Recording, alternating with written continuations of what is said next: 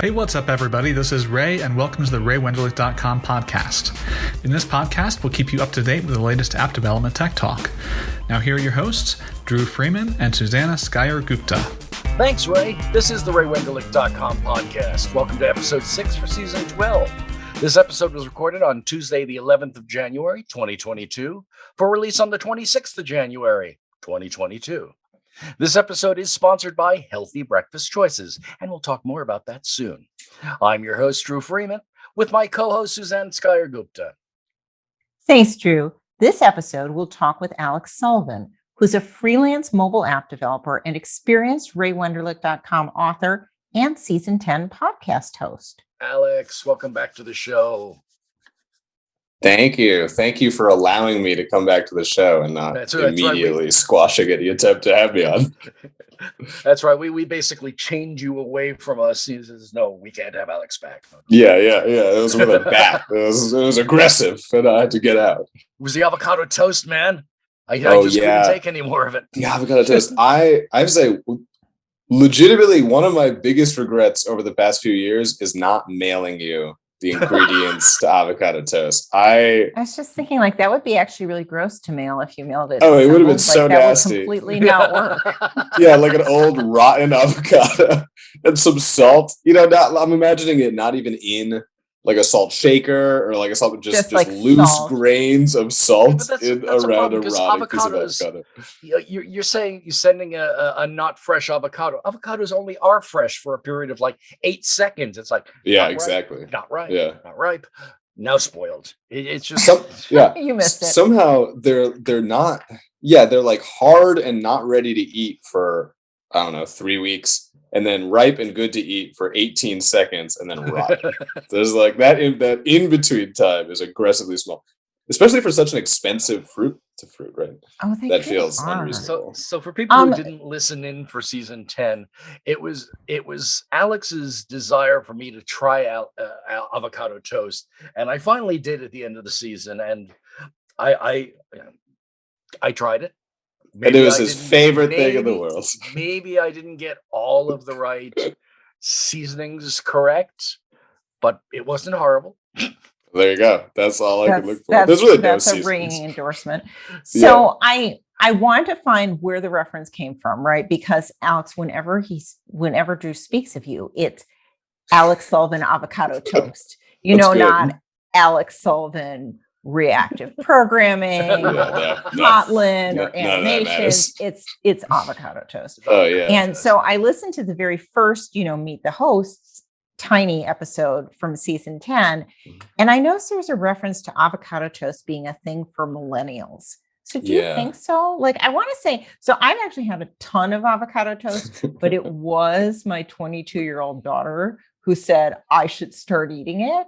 So why do the millennials like, how did you guys discover this? Like, it is, I think it's delicious, but what's funny is this could be total nonsense. I'm sure there's some statistician listening to this who knows all about avocado toast. No, there's not.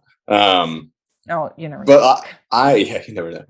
I think that what it was there was this like article in some random journal, not even journal, like some local newspaper that talked about how millennials couldn't afford houses because they were too busy buying expensive Starbucks lattes and avocado toast.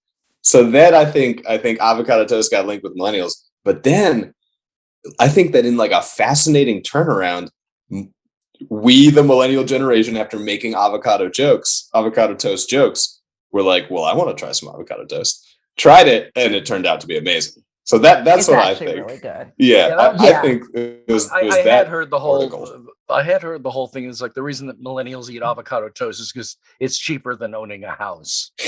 That's implicitly true of every single food, I think. Depending on the house and the food, I guess. Let's talk pandemic and the point we're at in this confusing, unending pandemic. So I guess when you started season 10, it was before. It was in the before time, and then that came up on you during the season. So how's it been, and how is it now? And so for me and my family, it's extraordinarily luckily been fine. Thank God. I have one extended family member who had a tough bout with COVID, and she was in the hospital for a few days, but she recovered fully. Good. And a few other relatives that got it, but were fine. But me and my immediate family have all avoided getting it. Actually, no, that's wrong. My brother got it right towards the beginning, like in that first summer, I think, but he got a very mild version. I think he was sick for like one day. And then he's a super healthy dude. So he snapped right back. So I'm very lucky in that. And I guess my father-in-law got, it's been so long that now I'm like, oh wait, this person got it. This person got it. This person got it. Yeah. It's just it's the pandemic that just has not ended. I know, it just keeps going. And I remember, I mean, yeah, that's a good memory jogger. Like, we were doing the podcast when it started, and it was still this novel thing that was like, hey, right, what's going on with you? Yeah, we'd call it like the novel coronavirus because it was because colds are a coronavirus. Now it's like it's not novel. Just no. Go sit down, coronavirus. It's tiresome now. Be done. Be gone with you.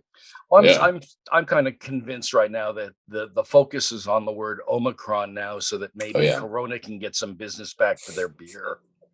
Oh yeah, that was a funny little dip, right? Where they actually like lost some business because of the association. I assume that it snapped back. They got heard. I assume that it snapped back, but who knows? This could just be Corona's in year 3 of horrible business or something. Right. Nobody wants something called that. Yeah. So what changed for you professionally and personally, and what have you like? Sure. What remains different? Yeah, so it's actually interesting. I started a remote job, my first full-time remote job, in January of 2020, which was right before it good timing. Yeah, and it's ironic because one of the main reasons I took that job was because it was remote. And then immediately afterwards, every single job was, or not every single job, but 90% of the tech jobs became remote. In that interim, I had that job. It was at an early stage startup, and it hit some funding troubles, so I stopped working at that job. I started freelancing. I worked with one client for 8 or so months. Then I took some time off. I traveled for 3 months in Nepal, which I only recently got back from. And then I started another contract. So it's been, a lot has happened in the interim. Yeah. Okay. So and you've traveled during this. So that's just that one thing. So my wife is Nepali. So we went to visit her family in Nepal.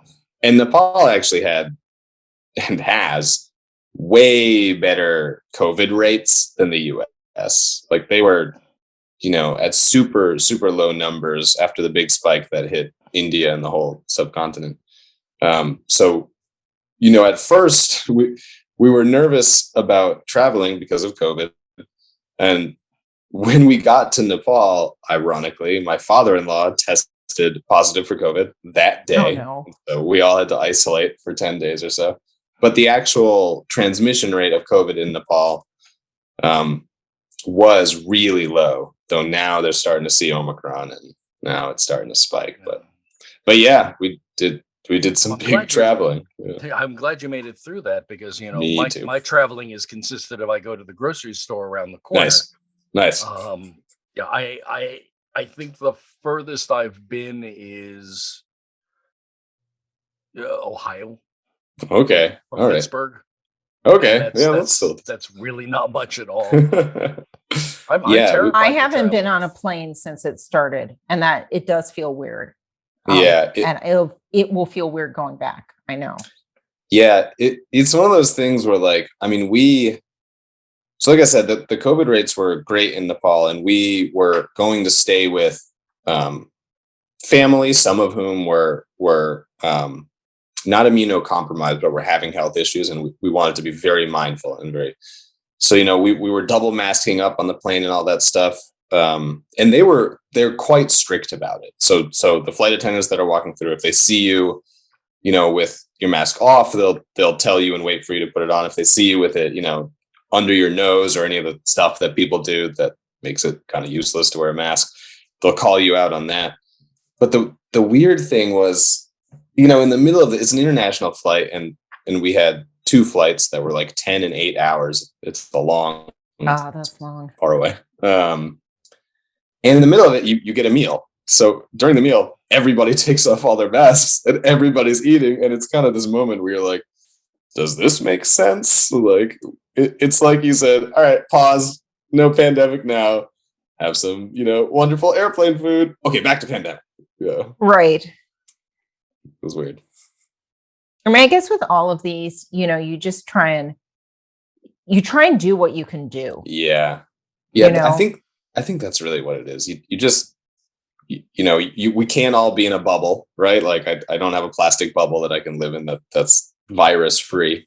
So you just have to do what you can when you can. And that's it. That's all you can do. Working remotely has helped a lot on that. Yes, absolutely. Absolutely. Yeah. Keep yourself contained to your own family. Yeah, definitely. I mean, yeah, the amount, obviously, like the amount of exposure that I get on a day to day is super low because I'm just at home with my wife. So we're exposing each other to our, icky germs that we have, and that's it. That's your family. That one. And that's our family. Yeah. All right. Let's turn to talk a little bit about development, because if I remember correctly, well, we're going to get to this a little later, but the book was something you did after you were a co-host. Am I correct on that? The latest book is something I did after I was a co-host. I think I had already done the reactive programming book. Okay. I think so too. Yes. I think so too. I did. Yeah. You guys were really disciplined actually in that season. I was listening to the start of it where you had, so Alex, you came on to represent the Android world so we could present with expertise in that area. And I guess you guys alternated iOS episode, Android episode back and forth. And we're not quite as mindfully structured this season, but we definitely want to share. We definitely want you to share your Android expertise, because that's not something that neither Dru nor I have that. And I guess the new book is brand new. Yeah, December. It's brand new. Yeah, yeah. It just popped out. December 15th, I want to say. Yeah. So yeah, brand new. Go ahead, plug the book. Oh yeah, so the new book is Android Animations by Tutorials, and it covers like the All right, I'm gonna do this plug. It covers a whole range of animations on Android, which actually is a huge topic. So I didn't even internalize how wide the API surface is for animations on Android before I started diving into this book. It covers view animations, list animations, screen transitions between fragments and activities. It covers compose animations, XML animations, programmatic animations. All of the stuff is in there. And it's a fantastic way, I'm biased. It's a fantastic way to get a good grounding of animations in Android, which is hard to do because there's so many APIs, some of which are kind of deprecated, but not really deprecated, but a little bit deprecated, and some of which are brand new, but not used. So it's a great way to get some insight into the world of animations. And it's animation. I also think the topic is just inherently fun. Yeah, absolutely. So, who would be the right audience for this? Like, who's it accessible to? And like, could a brand new beginner just starting to learn mobile development do some cool things with this book? Yeah, so I think that if you're brand new to Android development and you haven't really done any, I think that the first section would be really fun to walk through because it does view animations, and some of the Android view animation code is dead simple. Like you can do myview.animate.x and you animate the X positions. That's wonderful. Towards the end of the book, it gets to some some more complex stuff that you might want to have a little bit more grounding in Android development before you'll be able to fully appreciate everything there. But I think there's I sound like a salesman selling like door-to-door dictionaries.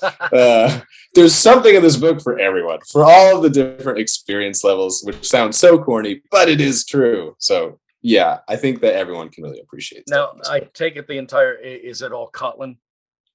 It is all Kotlin. Yeah. All Kotlin all the time. Oh yeah. You just jump on the Kotlin ship and just sail that thing on. Oh yeah, we've sailed far away. The shore is no longer in sight. I don't know how to write Java anymore. Gone on the Kotlin train. So, what kind of demos or projects that are in the book did you get to put together? Yeah, I was just going to ask that. Great minds think alike. I have to steal some of the stuff from our notes. So this book was a little unique in that we built up one project from the start to the finish. So it's actually it's a project that was used in a previous Ray Wenderlich book. I can't remember the name, but it was a design book.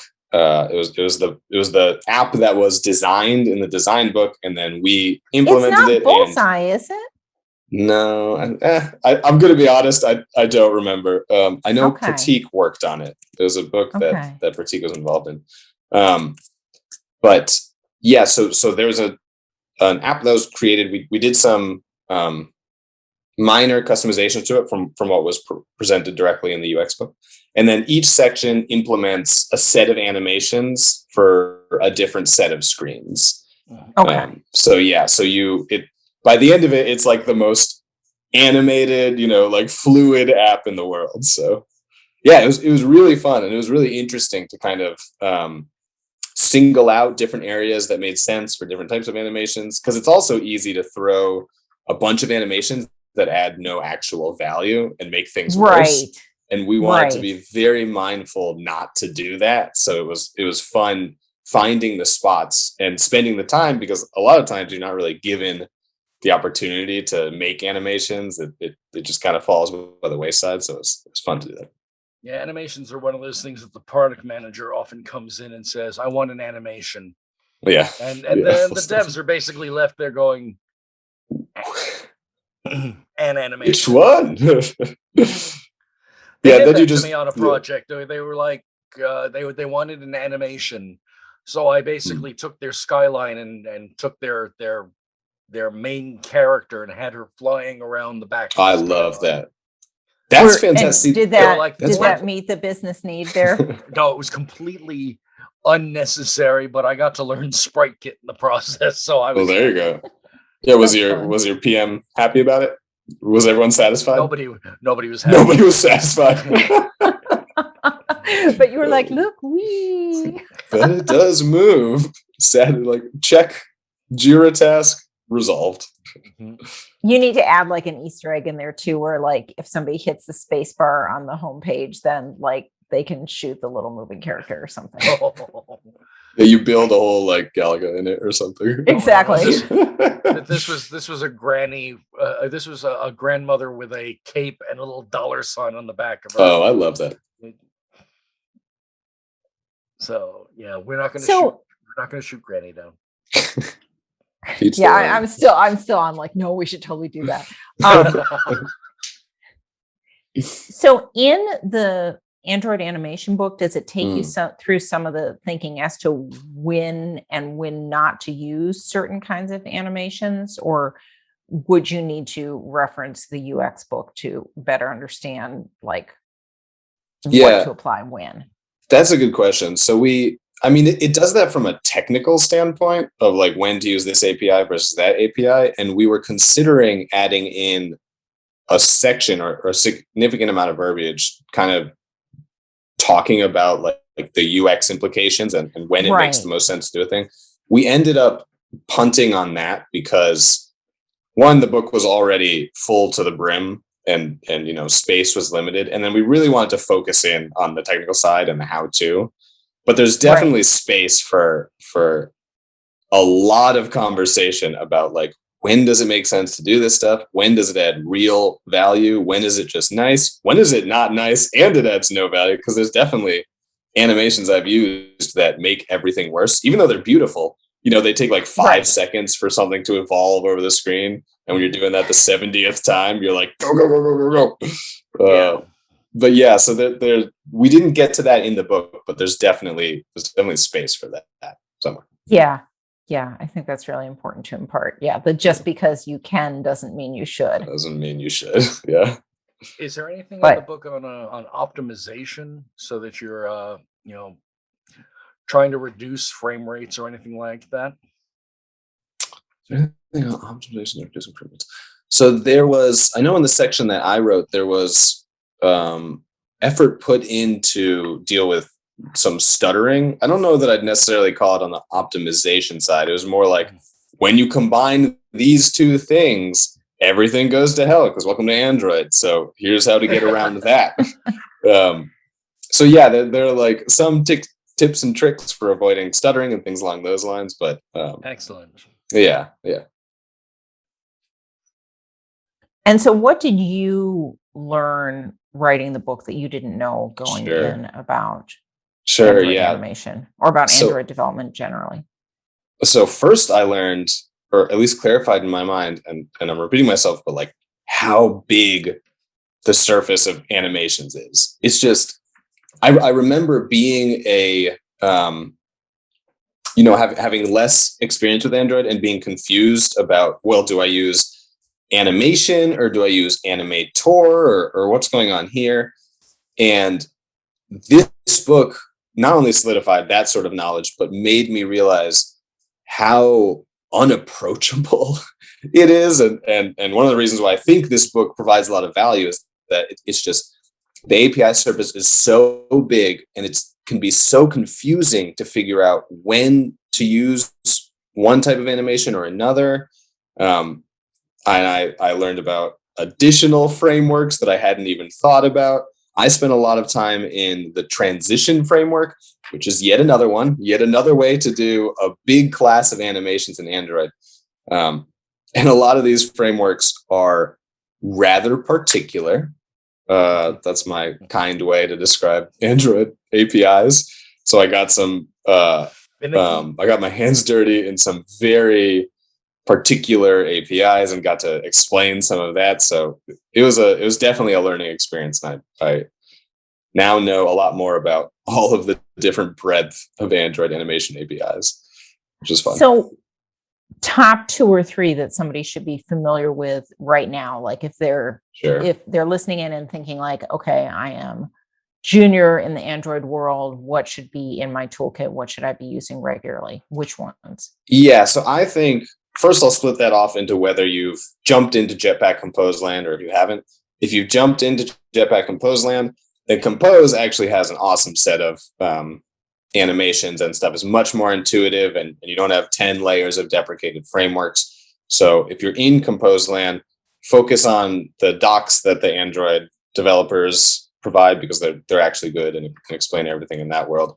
Focus on some of the built-in sort of simple animations. There's crossfades and simple animated visibility things. That stuff is awesome and it's easy or a little bit more simple to grok.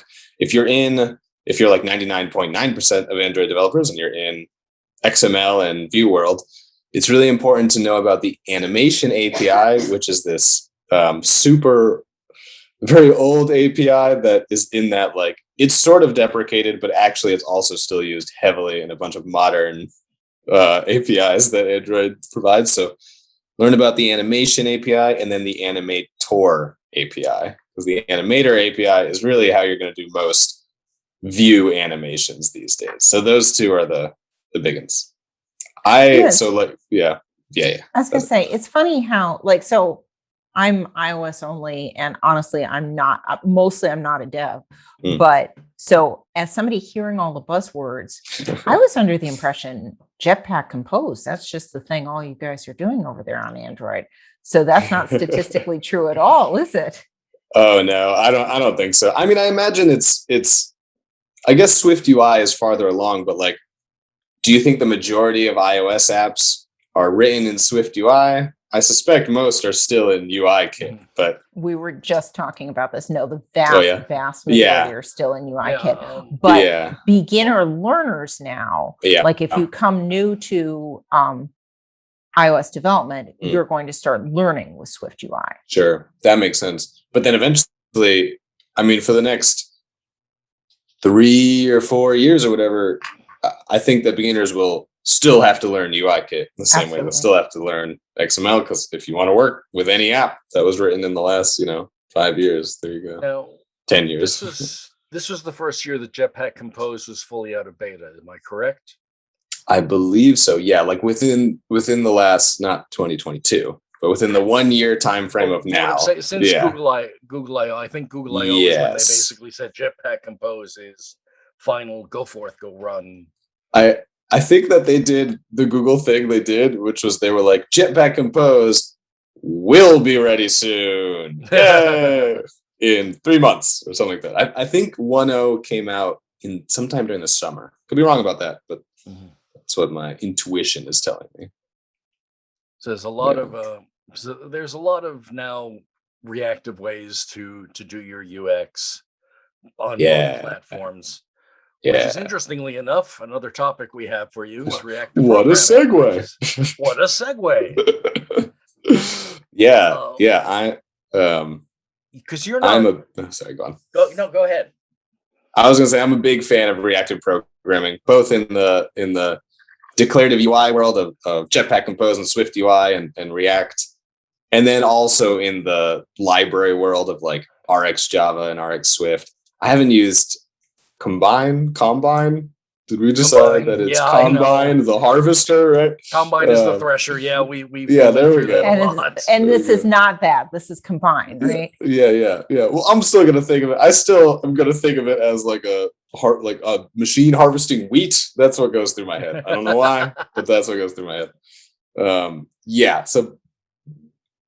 Haven't touched Combine yet, but I'm a big fan of reactive programming and all of its incantations. So what was it that got you looking at reactive? Was it just something that you noticed or read about and were like, okay, I've got to find out more? Or was there like a need that brought it into you? Yeah, so there's this like very interesting trend line in Android development around reactive programming. So unlike iOS, Android typically didn't have a good answer for asynchronous work, which is astounding. Like in iOS, there was always GCD and queues and this whole, framework and stuff built on top of asynchronous programming, and it worked fine. It works just fine. In Android, and it's better now. And it's even better now. In Android, for a long time, there was this concept called async task, which was this one very boilerplate heavy way of doing async, like work on a background thread and then getting back on the main thread. And it was very buggy, and there were a lot of foot guns, and there were just lots of issues. Then people started kind of just making threads, but it turns out that's very memory intensive and so on. And so eventually the Android community started using RX Java to literally just make a network call and then get results back on the main thread and show them in some UI. They're like very simple things that really should just be included in the framework. People started using RX Java for it, and I was in that same boat. And it's kind of like a gateway drug. Like you start using it for your network calls and your database layers, and then all of a sudden it's in your view model layers and so on and so forth. So that's how I got into it. Step up one level here and say for real beginners. So what is reactive programming? Yes, that's a good one. I'm stumped by that question. I think of reactive programming as, so it's going to depend who you ask. I think a lot of people think of a set of libraries that implement reactive paradigms. So when I think of reactive programming, I think of programming where you're reacting to changes. So like the typical format that's taken in my programming life is you have some stream-like object and you're listening for updates on the stream, and then you're reacting to those updates. And you can take that stream and you can manipulate it, you can map it, you can filter it, you can combine it with other streams. It's like a very flowing and moving data sort of model of programming. Nowadays, you also have all the UI frameworks like React, like Swift UI and Jetpack Compose, where you have some state, and then you're listening, you're kind of implicitly listening for updates to that state and sort of re-rendering the whole world. It's very declarative, which is another word that could be and so part of what I think of in an equally verbose rant. But no, it's it's important to define terms within development, right? Another thing that I think of as a hallmark of reactive programming, but this may not be accurate, but is that what the tools you've used, the kit you use to program with, will display correctly on any number of devices. So if I've got my iPhone, pretend this is a really tiny one, versus my giant monitor, because I've used a reactive approach. And I'm thinking this more from the web world, but if I use a reactive approach, then it's going to look good on various display sizes, where if I haven't, because I'm some kind of moronical dinosaur, then no wonder my code is I know. Hi. Me too. That's why my code's breaking, and they want to fire me. So is that also part of the reactive world, or the reactive user experience? I think that's a different reactive world. I think the like reactive UI design is just like you're saying. I mean, it's a little bit foreign to me as a mobile developer, because I think it's less like in the web world. You got to be it is. You got to do kind of wild stuff, right? Like you're gonna have to reconfigure everything. But I think that's kind of in a different category versus reactive programming. At least the reactive programming that I'm talking about. Great example of how labels, make everything confusing are necessary.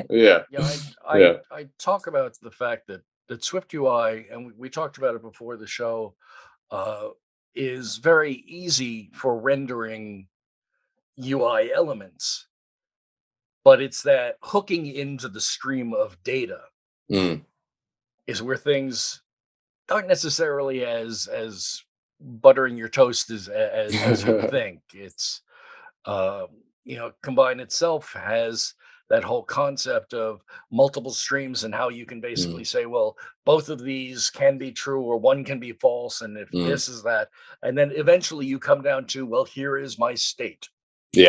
Something comes out at the end. Something comes out at the end. And I think it's that cooking in the middle that is that's really fascinating, but also a little bit daunting. Complicated. Yeah, absolutely. And so, I was talking about kind of how the Android world got to RxJava.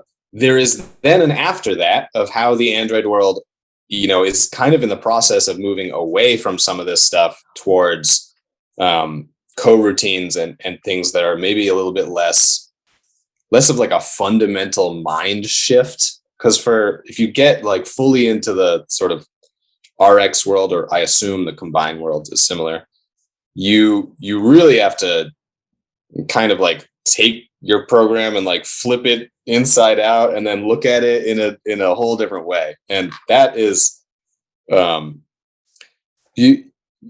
that's a whole thing. And I as a lover of reactive programming recognize that it may not be the right choice for most apps. It's this sort of thing where, like, if you have a team of people that really loves reactive programming, it can be a really magical thing. But there are also lots of people who aren't a huge fan of it for totally valid reasons, and then it can be really painful because it's just a whole crazy thing. How well does it mix? If you're doing work in Kotlin, but you also have work in RxJava, does it mix? So RxJava, one of the cool things about Kotlin is it interops with Java so well. So RxJava works like 99.9% perfectly in Kotlin. And then there's an Rx Kotlin library that deceptively is not like a whole rewrite. It just adds a few extra methods. Like, it's really just a few convenience methods to make RxJava 100% complete in Kotlin rather than just 99.9% complete. Okay, and so to add our commercial break, so if we were to read Reactive Programming with Kotlin, Alex's previous book, would we learn all this? Oh. Yeah, if you were to read Reactive, sponsored by Alex. If you were to read Reactive Programming with Kotlin, you would get a great introduction to both RxJava, the library that facilitates a lot of reactive programming in the Android world, and I think more importantly, like the fundamental concepts of how you can like really jump in and go all the way into reactive programming on Android. Yeah. So is it possible to explain here a little what conceptually is different between reactive programming and coroutines? Yeah, absolutely. So in reactive programming, and so everything is so complicated in these worlds. It's always like there's always all these like ifs, ands, ors, buts, and so on. And I'm going to give a bunch of those now. So in reality, it's not really like coroutines versus reactive programming. Coroutines are like a more base principle. They're a way to create like really lightweight threads, so that you can spin up a million coroutines and they can all execute and you can be honky-dory. And if you were to try to spin up a million threads, everything would explode and you'd run out of memory and so on. So coroutines are really a way to like do some work, hand it off to the compiler and say, hey, I'm waiting, and then to get control back from the compiler and to or from your runtime. So they're like a super lightweight thread. Yeah, that's really what they're like. Whereas reactive programming in RxJava is it's built on a layer on top of that. In reality, you can, and they did, write a reactive library in coroutines. They call it Flow. That's sort of the reactive coroutines library that everyone uses on Android. So you can do reactive programming with coroutines, and you can also do it without them in the normal Rx world. The nice thing about coroutines is that they make it really, really simple to do those sort of one-off, network calls and database calls, instead of needing to go through some of the ceremony that you have to do with RxJava. That includes having a special type and applying different threads for it to go on and subscribing. And a network call will cost you 5 lines in RxJava, whereas it only costs you 1 or 2 lines in coroutine world. So they make that sort of thing really simple. And then they use some of the coroutine world. Do you not have to do any of the thread management yourself? So you do still. You might have to. Is kind of the answer. A lot of it ends up getting hidden behind other libraries and abstractions. So you might not need to deal with it directly. In reality, if you're in Android world and you want to make a network call, ultimately, at the end of the day, that network call has to happen on a thread that's not the main thread, so that everything doesn't hang. Right. In RxJava world, you're pretty explicit about how that happens. You basically tell the system, do this work on this other thread or this other thread pool. With coroutines, ultimately that is happening, but it's often handled by like the networking library. The networking library will say, I'm going to do this on another thread, and I'm going to expose this as just a coroutine, a suspending function. And then I, as the consumer, might not actually really care where it's happening. I just know that I have this suspending function, and when it's finished, my network call is finished, and I can use the results in my program, in my UI thread. So from that standpoint, coroutines sound easier to use. Yeah, I think that in my experience, for the simple case, for just getting a network call, getting something from the network, getting something from the database, I think it's no comparison. Coroutines are easier to use, and there's a lot of built-in support in Android now. They've really bet on it, which is cool. So for a lot of things, you don't need to worry about cleaning up your network call. You don't like canceling it if something happens. Right. You don't need to worry really about the threading stuff. You just kind of it just all happens behind the scenes. It just happens. Call and it does all the proper housekeeping. Yeah. But the reality, so the spot where I think things get a little bit trickier is that sometimes things aren't just a network call or a database call. Maybe you're listening to socket changes. Maybe you have a reactive database that gives you updates. Maybe you need to combine these things. And that's where reactive programming really starts to shine. Like when you have things that are natural streams of data, like a socket emitting socket events or a database that's emitting updates, and you want to combine them and change them around, that's where reactive programming becomes really nice. And that's when you have to, or when you typically start using Flow, the reactive library built on top of coroutines. And while I think Flow is really cool and has a lot of awesome, powerful paradigms, I have found that there's a lot of challenges around some of the tooling, like the debugger doesn't seem to like Flow or coroutines as much. There are operators that are not quite ready yet. And so it's still a little bit earlier in its life cycle than a very mature product like ArcStrata. But it's still great. So and it's still reactive programming. I see potential for a new book there. Yeah, new book, next book. Yeah, actually, so tell Sandra.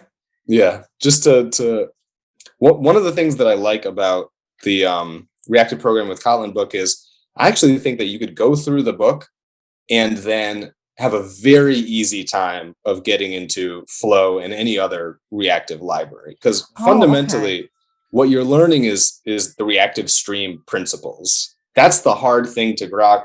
That's what takes a mental shift. That's what you need to build up intuition with.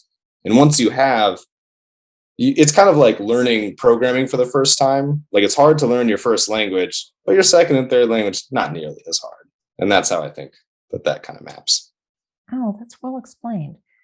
So where do you feel, you mentioned a couple of pain points in reactive.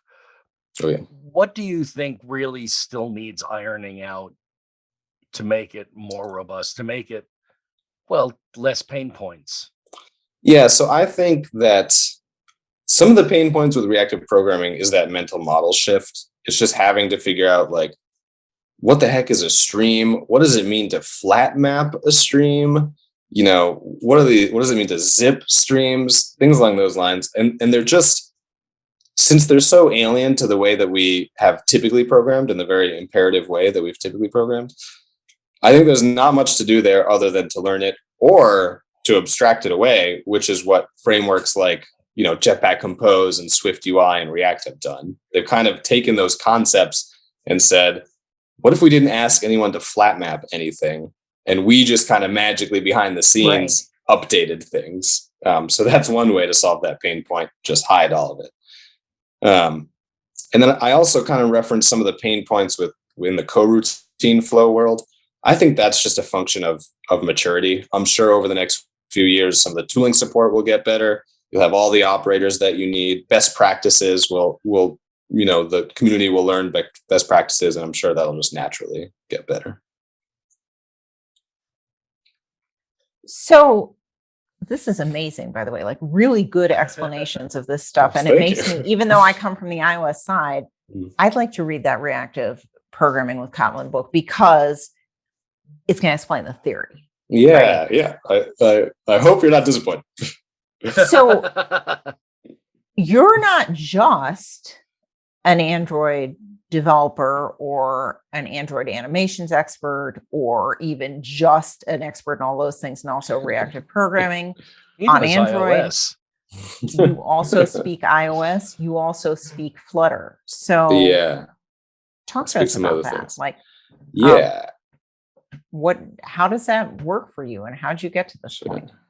Sure. Yeah. So I'll give the caveat that I think we all have a home, right? Like I think most programmers have a home, and my home is Android. So I do, I've worked on lots of native iOS programs and not lots of Flutter programs. I don't want to I don't know what I'm trying to get at there. I think everybody has a home. So that's my home's Android. That's all I'm really trying to get there. So yeah, would it be helpful if I kind of gave a quick run through of like what my learning path was for those things? Yeah, I definitely want to know your origin story. And sure. You'd used the term when we were planning what we get to talk about together of being a polyglot developer. And I think that's a really compelling term. Sure. So how'd you end up that way? Yeah, so maybe I'll give my path, and then I'll talk through what I think are a lot of the pros of being a polyglot developer. So I really started my mobile development journey at like my first company out of college, which I also did an internship there. The company was called Runkeeper. It's since been bought and is now E06 Digital. But when I joined, they had a strong desire to have everyone be able to work on anything within the mobile world. So from like a scheduling standpoint, it's really helpful if people can do both Android and iOS, because sometimes Android's all caught up and there's a bunch of iOS work to do, and oftentimes vice versa.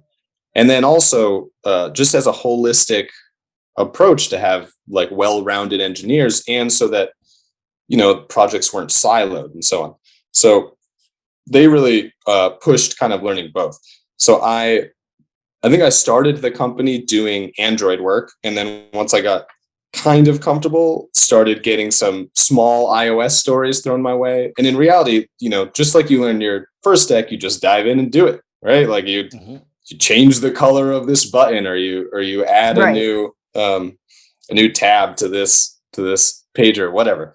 You kind of just like stumble through it, and then you put up a PR and someone rips it to shreds, and you make all the changes, and you slowly but surely learn.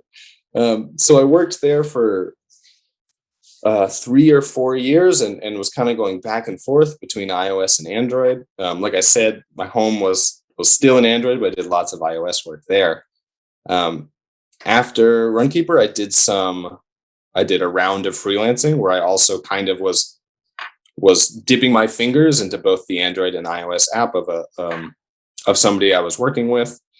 And that again was a sort of situation where I think I had been in Android world for the last year or something. So I had to come up to speed with like, okay, what's going on with Swift 3 or whatever version of Swift it was at that point? Like, oh, all this stuff changed. And again, you just kind of stumble through and learn it.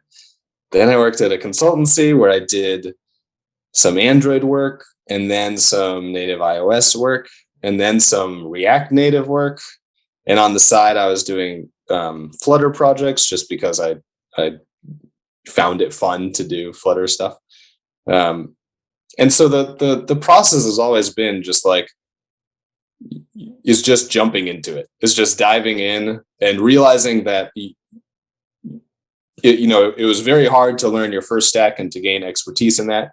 And it's way easier to learn subsequent stacks. And even if you're not an expert, you end up getting a lot from it. So that was kind of my path to being a polyglot developer and being able to stick my fingers anywhere in the mobile space. I have no idea how the web works. Absolutely no idea. Don't know what JavaScript is. What is that? So within the web world, yeah. I'm in mobile. So world. I think an important part of that story is landing that job, an initial job, an early career job, where there's really an expectation that you're going to be able to work in both Android and iOS. Yeah, and absolutely. Because then it's not like, oh, I should really learn this, but I've worked a whole ton already today and I'm tired and hungry. I need to go to the gym. Absolutely. It's like you have the space carved out for you in your work day to start learning. Absolutely. And that is something that I advocate for at any company that I go to. I think it's such a huge benefit, and it's rare. I'm now incredibly thankful that I landed at that company and that they were so into everybody kind of being able to do everything. But it's really rare. I think it should be far less rare. I think that companies have a expectation that I think there's two things. I think companies have an expectation that their engineers won't be as productive in the other areas. And they have lots of work to do. So we should just stick to our areas. I think that's wrong, because the benefits that you get from teams like discussing and truly understanding what's going on in the other realm is huge. And then the scheduling benefit of just being able to have engineers flow within different features on different platforms is also huge. And you also, a lot of companies kind of structure their teams in such a way that it's like the iOS team and the Android team, and they're working on the app. It enables, if you have everyone flowing, it makes it much easier to make, this feature team and that feature team and that feature team with far less scheduling issues and like manpower issues. I think you That's huge. probably end up with a better leveraging of your design resources too. Absolutely, your UX absolutely. resources, because there's just less total people to work with. So Yes, when you've got the product manager and the designer talking through with the teams, like here's what we should implement and what, and taking input from them also and sharing customer input, it's just like less players. So you can have more deep discussion instead of having to re-explain the thing. Yes, absolutely. Yeah. And then you have, when you're explaining some designs, you're explaining them to one group, and it doesn't go through.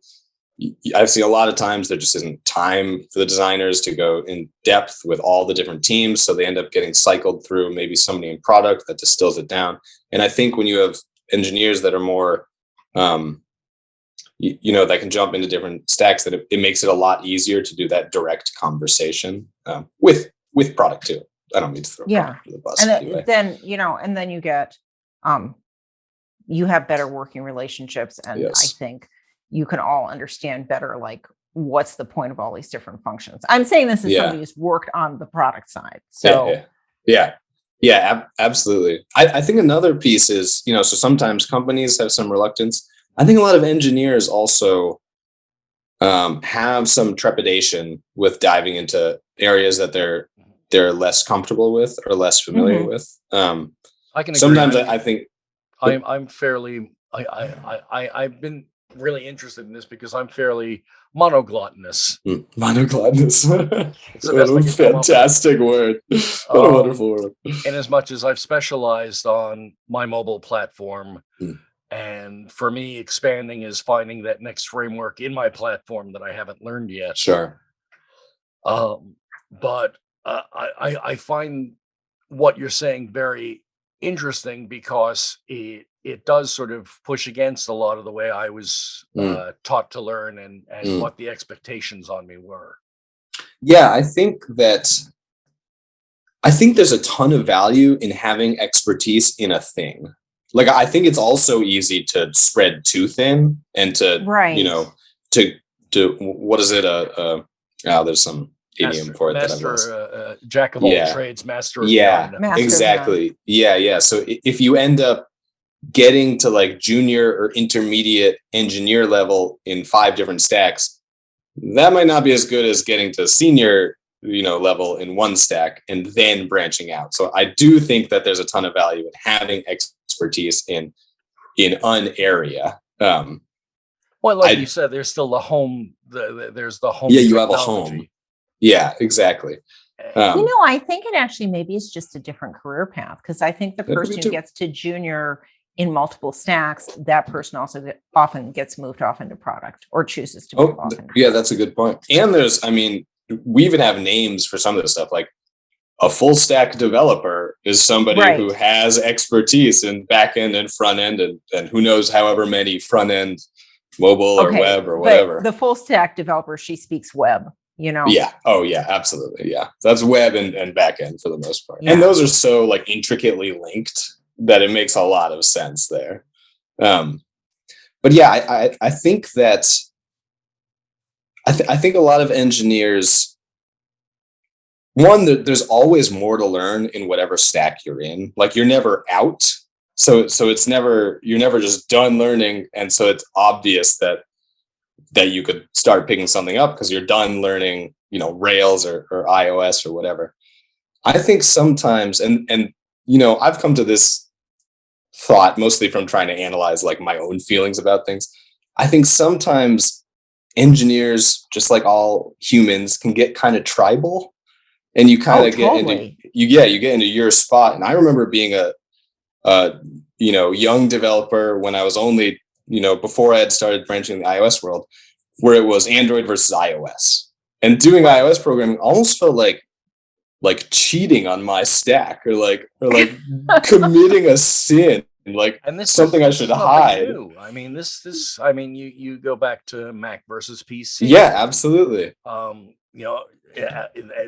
Apple versus TRS-80, if you want to go Yeah. back into, into the 70s and the 80s.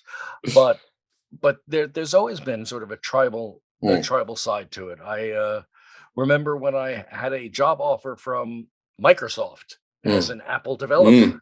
I felt like, can I do this? It's like working for, quote, the enemy. Yeah. Right. Yeah. Did you take it?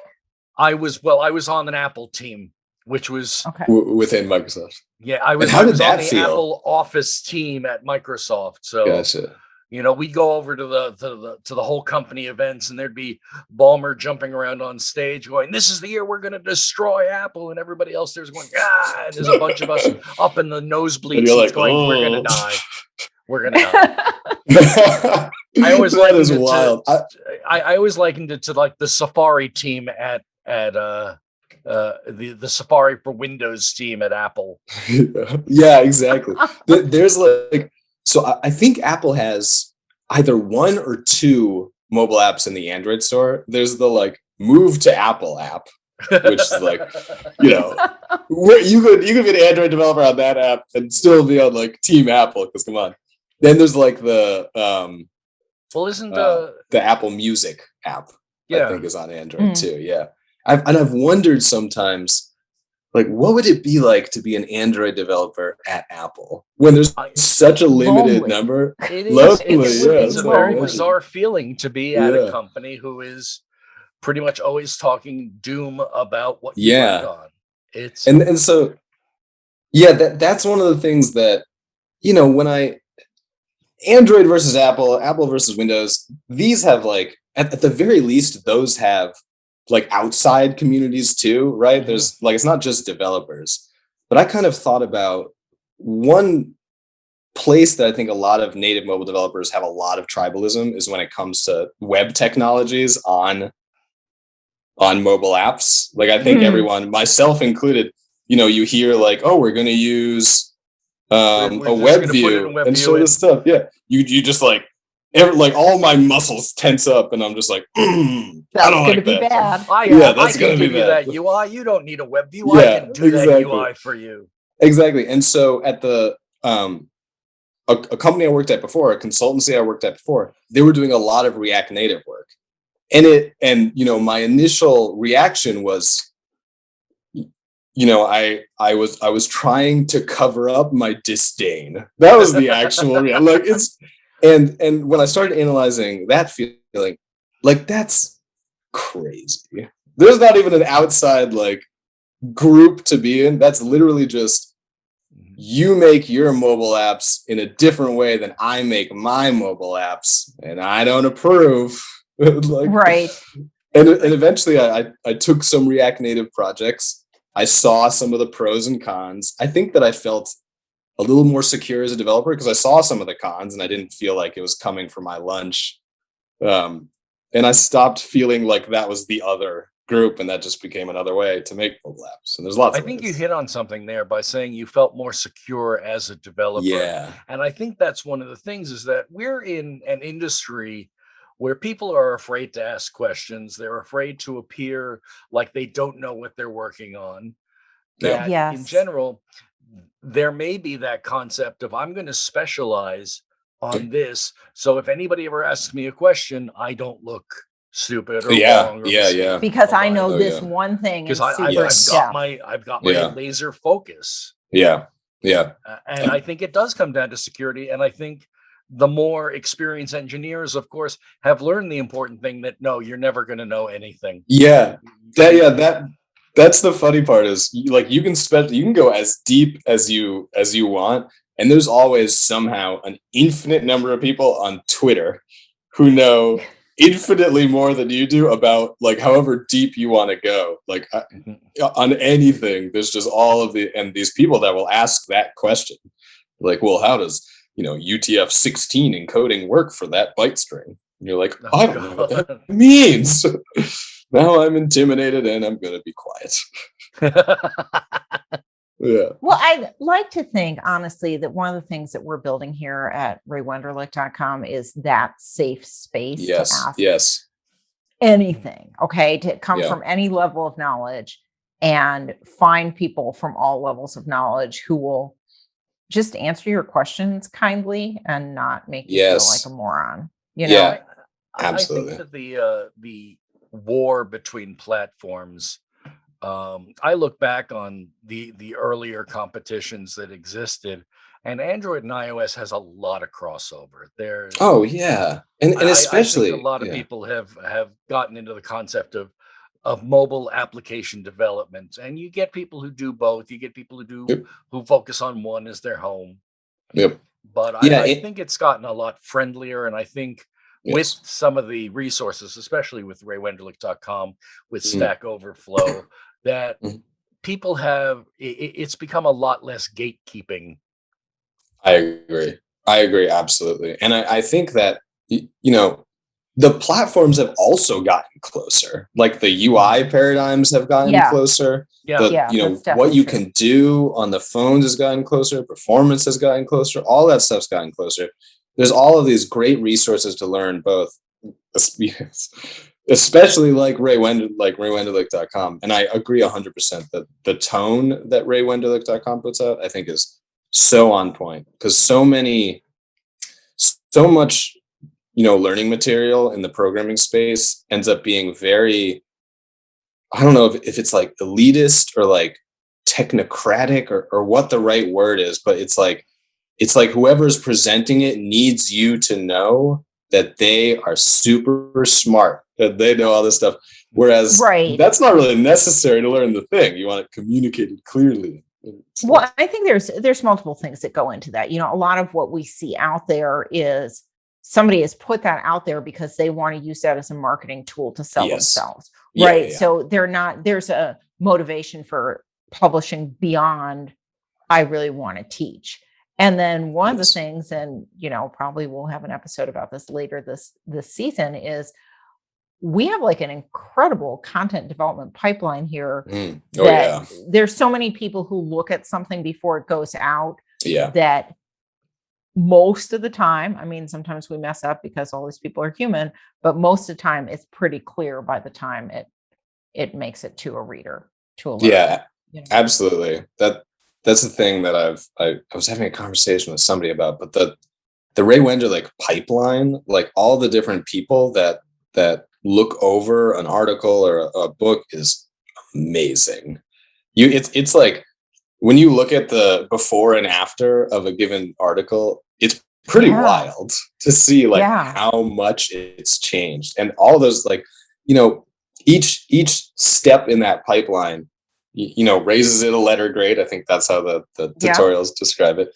And it's so true that you can go from something that's solid to something that's great by just these small little edits and pushes along that pipeline that just keep going in a better and better direction. So that's a thing that I'm very impressed by.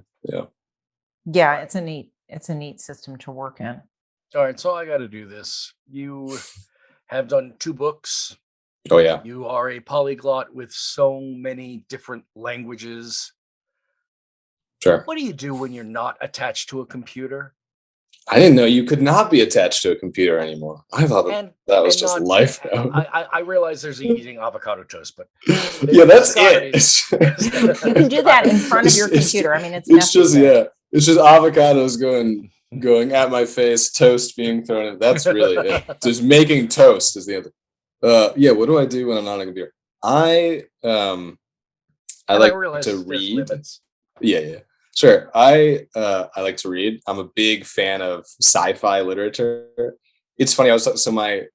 My wife loves rom-coms. She'll watch like any rom-com and she'll love it.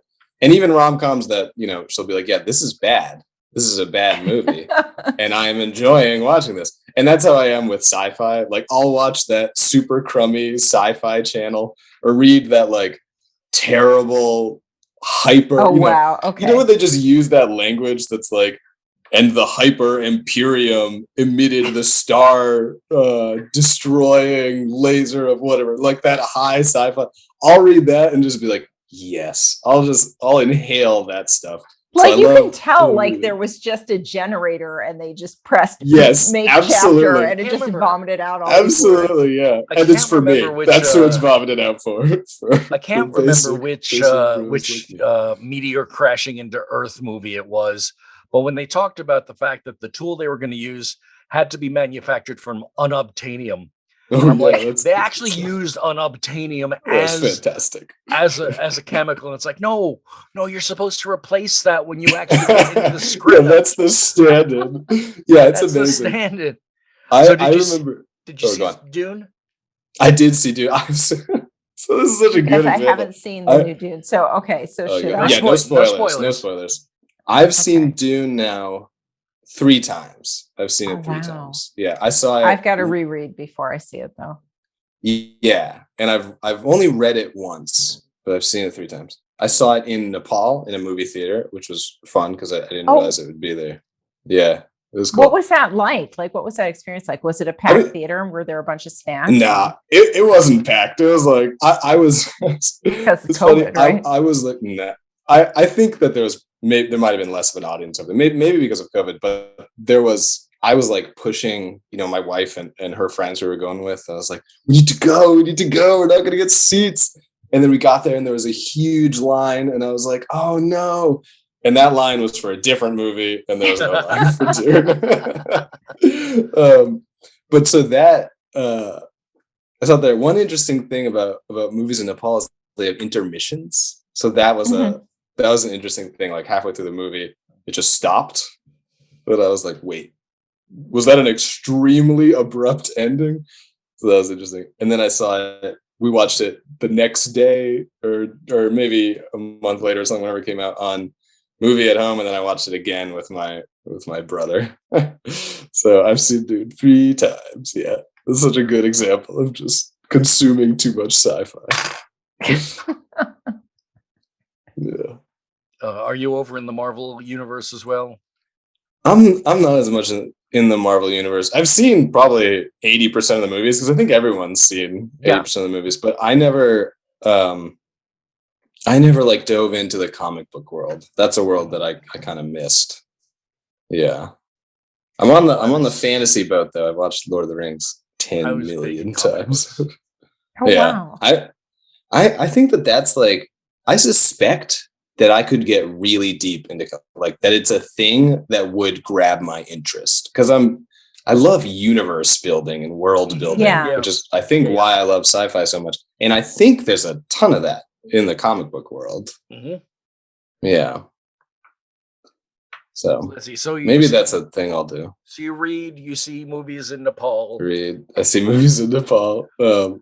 I watch Netflix and do all that stuff. I play a lot of video games. I'm like the most typical. What's current on the video game list? So I had a tragedy befell me last year. And that tragedy is that my video card stopped working for my beefy, high-powered gaming PC. And it's brutal because you just can't get video cards now. Oh, no. They're in crazy short supply because of, I don't know if it's the chip shortage or all the, Bitcoin mining, but like a card that's supposed to sell for $300 will sell for $900, $1,000. They're just insanely. So I bought this video card in 2016, I believe, for like $400. And I was looking for video cards and I saw that 2016 video card for $500. This thing that's like 6 years old. It's crazy. So I say that because appreciate. Yeah, right. Yeah, exactly. Computer parts are not supposed to appreciate. That's not how that works. That's so wild. It's supposed to be worth a quarter of the price a year later. But so I've been playing games that I can run without a video card. So it's just like whatever onboard graphics. I recently discovered that I can still run at all lowest settings Civilization 6. Talk about world building. Yeah. Oh yeah. Talk about world building. Yeah. That's one of those games. Hey, that's one of those games that I start playing on a Thursday evening and then look up and go, "Oh, look, it's Monday morning. I should go to work." Exactly. Yeah. And it can be a little brutal in that way. You're like, I thought I had a whole weekend, but instead I played Civ for 38 hours. So lots of Civ 6 lately. some like 2D side scrollers. I'm starting to play a game with my friends called Arena of Kings, which is like perfect because it's like Windows 95 graphics. Like they just decided like we're gonna make a cool game. I'm gonna put no effort into the graphics, and I think it works. I approve, and my computer approves. Yeah, so any game I can get my hands onto that is okay with onboard graphics. That's great. Yeah, and that's me. That sums me up. That's cool. Sounds fun. And the low graphics mode stuff is kind of like the perfect games for now. Yeah, the perfect games in really our shortage is, times. Yeah. Somehow it also fits in with the COVID vibe too. It's like cozy. Yeah. We were playing a bunch of Stardew Valley last winter, and Stardew Valley really cozy, honestly. Yeah, like farming together, sitting next to each other, farming together. I love it. My wife got deep into Stardew Valley. She's not like a gamer typically, but she went hard on Stardew Valley. My son is trying to get me into Stardew Valley. My son is trying to get me into Minecraft. It is thing. He's gotten my spouse into Minecraft. They're all playing Hypixel now. I know nothing about the Minecraft. That's probably something that I should check out. Though I could also see Minecraft being like Minecraft is world building galore. Yeah, literally. It's just all in cubes. That's straight. Oh yeah, I'm all about cubes. So that's perfect. I mean, you see people who've like built Miyazaki towns from Spirited Away in Minecraft. That's amazing. In that QB block interface. Yeah. I saw somebody made a processor, like a fully functioning, I don't remember the specs, but it was amazing. I've seen a 6502. Maybe that's what it was. It was so amazing to watch the person input numbers and then see watch it actually mechanism run. Yeah, flipping gates. Wow. And then the results being there. Like it. You guys, we need to find the link for that for the show notes. I can definitely find it. They have a form of electronics in Minecraft called redstone, which it has repeaters, it has resistance, it has switches, it has power. It's frightening, and I think I keep telling my son the only reason I haven't gotten into Minecraft is I just don't have the time. Yeah, right. To because I'll get into it and I will not. Yeah, it sounds amazing. Oh yeah, it's like starting a new MMO or something. Oh, I'll have no life if I do this. Yeah, I was blown away by that. Somebody saw those redstones and thought. So some computer engineer or something was like, I have the wherewithal and the knowledge and the 3,000 hours to make a fully functioning right. That was the first thing when he told me about redstone. The first thing I did was, can you make me an AND gate? Yeah. And I had Boolean logic gates. And amazing. Once you can do the basic Boolean logic gates, you're there. Yeah, you can literally do everything at that point. Yeah, it's amazing. Okay. I think we hit everything on the list. Go ahead. What have you got? I was going to ask, should we wrap up? Because here we are mid-January, right? Do we want to talk a little bit about resolutions? Did you make resolutions related to your professional life? Like, did you make resolutions related to, or I've heard now we're not supposed to do resolutions. We're supposed to do intentions, or maybe we're just supposed to have one word. I think one word is like not so great to discuss, but what are you hoping to learn and achieve professionally 2022? Yeah, that's a good question. So what do I hope to learn and achieve professionally? So I've been freelancing for the past year and a half or so, and it's the sort of thing where like it still feels kind of new. So one of the things that I'd love to get out of 2022 is to feel more comfortable, solid, and confident in this world of like being my own marketing and being my own salesperson and being my own accountant. I should probably just get an accountant. Being more confident and full in that world. So that's a resolution. On the technical side of things, there's this whole world of Kotlin multi-platform that I have I've heard of paid. that. Yeah, I've paid really zero attention to, but I'm working on a project now that uses it. So I'd love to like, get a sense of like, how do I feel about this? Do I feel good about this? Would I recommend this to future clients? Do I think it still needs to bake? So I'd like to learn about that framework and how to talk to people about it. So that's my technical resolution. I hear a lot of people throwing Kotlin multi-platform around as once again the holy grail of multi-platform developing. There's always a holy grail. Always the holy grail of one platform to develop them all. Yeah, yet somehow we're still haven't gotten there yet. And that always informs that actually really does inform how I view any sort of cross-platform tool, even ones that I really like. I have that moment of like, we've been here before. We'll probably be here again. You always are going to put multi-platform tools up against the mirror of native. Exactly. Yeah, and like, yeah, I could go into a whole thing about a cross-platform, but yeah, we're still making native apps, so we'll see. Yep. Yeah. So, how about you, Dru? Oh, what resolutions? Learning goals, professional intentions. Intentions. Single word. Well, my personal app is going to go out this year, and with any amount of luck, it's going to go out in both iOS and Android. Oh, that's fun. Of that's course, really I may have to pay through the nose to have an Android version created because there you go. It's not my home. My aspirations, of course, are 7 figures by the end of the year, but that's not going to happen either. Yeah, we'll all get there. Let's not say never. Let's go with intention. Prosperity with intention. Yeah. You got to get through January before you give up on that one, at least. Yeah. But things are looking good for the year ahead. I mean, we've got some really great stuff coming up ahead, so I'm looking forward to it. I guess at this point, then, Alex, I have to say thank you. And I don't have to say thank you. Go ahead. What?